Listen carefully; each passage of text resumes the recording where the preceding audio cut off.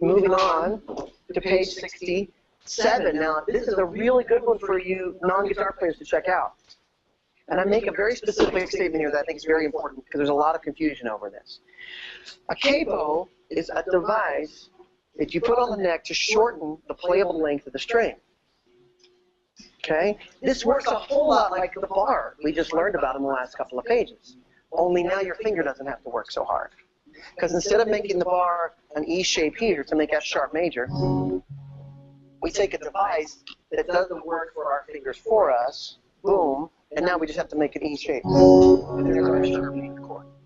So this is called a capo, which I believe is an Italian word, but I could be wrong, and feel free to email me once you've gone to Wikipedia and found out that it doesn't actually say where the word comes from, because I checked. Anyway, F sharp major chord, using the E shape, but I'm now capoing at the second fret.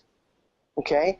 Now, there are some people who say, for the beginner, this is really good, because you don't have to learn all those really weird, difficult-to-play chords, and I agree with them. The capo is a great tool for the beginner.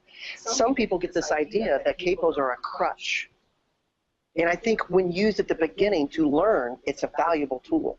But experienced musicians use the capo all the time to get alternate tunings and to play things that otherwise could not be played. So let me give you an example.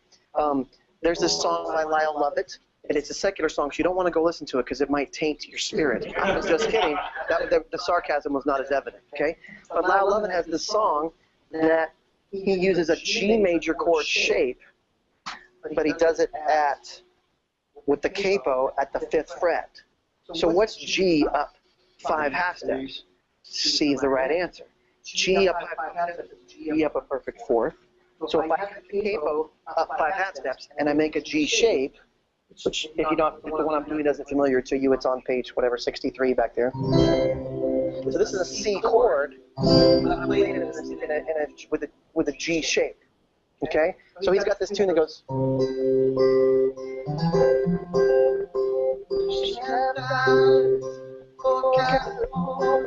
What's cool about the song is this little, like this. It has that little mournful kind of sad sound of those top two. Oh, it's a major chord. You can't make it mournful or sad. Of course you can, okay? But it's really dependent on that. Now, if I said, well, it's C, I know how to play C without a capo. I can play C without a capo down here. Boom. This is also a shape that we didn't go over, but is in your notes. C major shape. But if I try to do the same thing, I can kind of do it, but it doesn't have the same sound. That's particular voicing. I can't do this.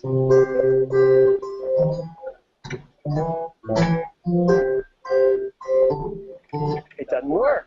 But to make that specific sound, I need a capo to do.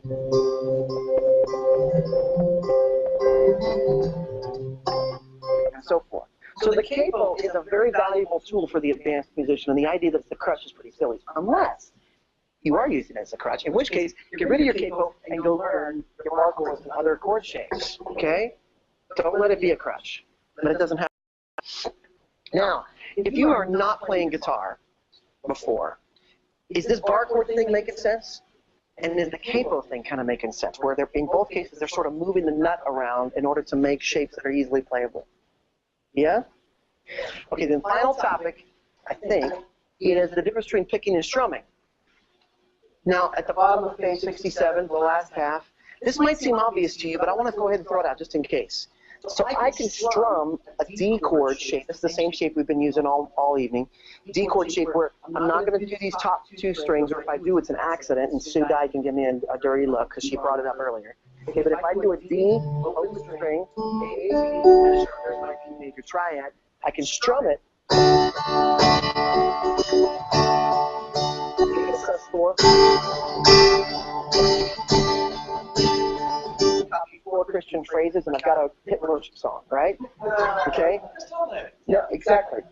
Okay? But that's called strumming, where I'm using one motion to grab several strings at once. Okay? But picking is typically going to grab 1, maybe 2 or 3 strings in something like this. Now, I can do the same thing, but now each individual finger is grabbing a different string. And I can do, there's my D major, my sus4. If I let it go, there's a sus2. Okay? So there's a James.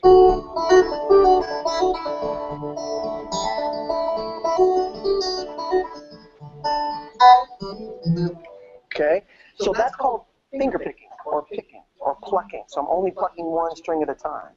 I can also maybe pluck two at a time. So if I can. So I've got four strings going, but you hear me going 1, 2, 2, 1, 2, and the I'm actually grabbing two strings at once. Plucking is not just one string at a time, but it's typically 1, 2, or 3 maybe. Making sense? Plucking versus strumming. Okay?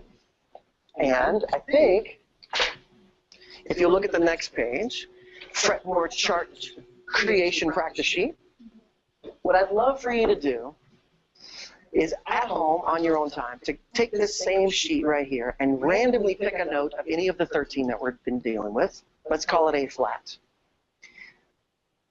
Find a way of playing it without a bar, without a capo. How do you make an A flat triad? Boom.